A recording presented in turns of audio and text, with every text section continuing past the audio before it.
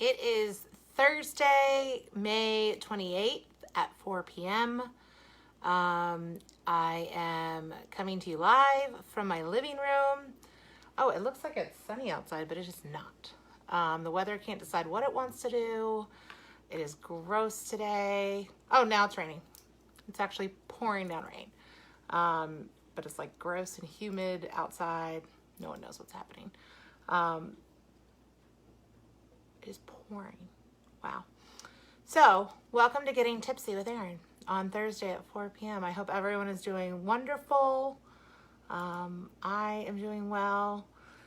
And today we are going to discuss how to plan a move during COVID-19.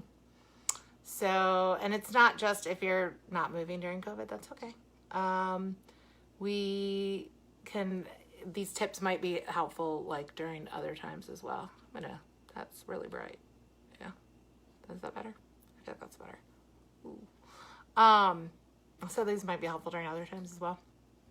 So, you may have been at home scrolling, looking on the couch, looking at things, whether it's on that awful website Zillow, or you may have been on realtor.com. I have a Real Scout program if I have you set up for a search. Hi, Jillian. And so you may be looking at that. And if you're doing that, then you may have found the house that you want to be in. Hi, Jeff. How are you? And if that's the case, then you're like, how in the world am I going to move? How am I going to move during this when everything else is shut down? So, it's okay. We can figure it out. We can make that happen. So there's a couple steps I'm going to give you, a couple tips I'm going to give you. So first is keep a bin of just your essentials, right?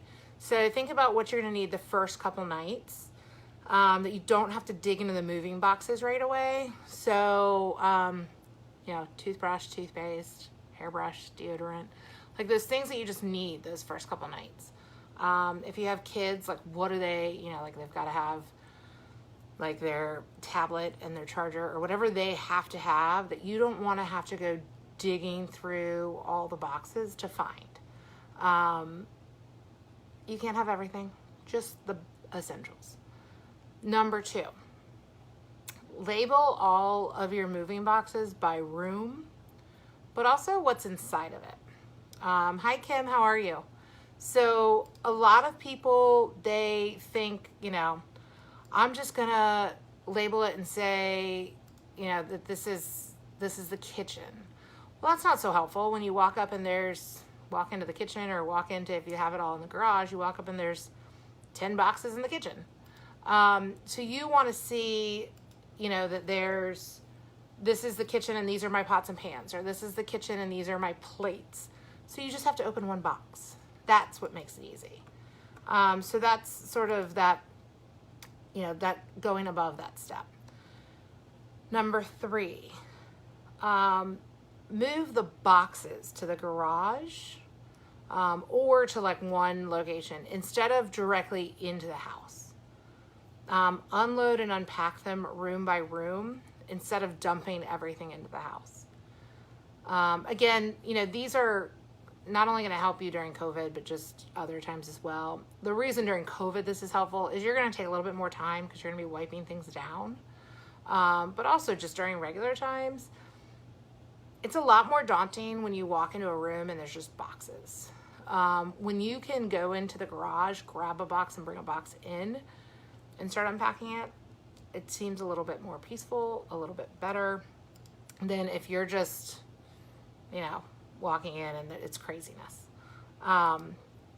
Number 4, move all of your linens, your clothes, and your pillows yourself. Put them in duffel bags or, vacuum seal bags.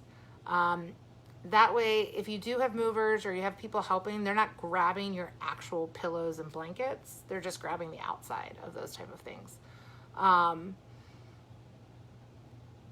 It's just for that fact of people not actually touching the stuff that touches you. Number 5, pack a cooler of food that you can bring to the house on moving day. That way, you have essentials without having to go to the store during your move. We have so many limitations right now with stores and restaurants and that kind of stuff, that this way, if you just have the cooler and you have some stuff ready and available for you, it's easier. Number 6, if you are hiring movers, cover all of your upholstered furniture and rugs yourself. Again, and I know I'm not supposed to be touching my eye, sorry. But again, this has less people touching the stuff that touches you. Number 7, schedule a gap between closing and moving day. And I get it. Like, wouldn't it all be easy and wonderful if this could all just happen wonderfully? I have a great client. She closed today. We did the walkthrough this morning at 10. She signed at 11. She met people there at noon, and they cleaned the carpets. Hi, Michelle. They cleaned the carpets. The cable people came. Hi, Bill. Cable people were coming this afternoon. Dominion was coming this afternoon. And then she's going to spend the afternoon wiping down all the surfaces so that everything is ready, so that when the movers come tomorrow, it's ready. If she had had the movers coming, this afternoon, she couldn't have had the carpets cleaned. And then when the cable people come, they're tripping all over all the stuff, and it's just a lot of people in the space at one time, and it's just not conducive for all this. So, allow there to be a gap between closing and moving day. It makes life simpler for you. It allows you to move a little bit more gradually. 8, meal prep food prior to moving day so that you can have some freezer meals to grab when you first move in. That way, you can make sure you're not having to get all your pots and pans and dishes and plates out, and then you can get them cleaned really well before using them. I feel like people, they've been packed in a box, and then all of a sudden you just grab them and you kind of wipe them off real quick because you're in a rush and you got to feed the kids and everything else is all astray and there's cardboard flying everywhere and whatever. If you have some freezer meals, you can heat those up, eat them, you're fine. And then once everything settles, you can truly clean your stuff. Bonus tip for this is grab some paper plates, paper towels. I know those are a little limited right now. I have some extra if you need some. Plastic cups, disposable utensils, and that way you have some of that too handy. 9, if you have kiddos, bring wipes to wipe down all their toys when you get to the new house. Again, there's just a lot of people are going to be handling your stuff. So, do that. Create an area where you can set up kind of a small play area or a playroom for them to hang out, where they have disinfected toys and they can play there while you're unpacking boxes and unpacking the rest of the stuff. Number 10, pack a bin of cleaning essentials that you have kept separate from anything the movers have touched, or anything the movers are moving, and you hold that. And again, that just keeps that clean and separate. And that way you can do a deep clean of the new place right when you move, again, just like Karen, my client that closed today, is doing.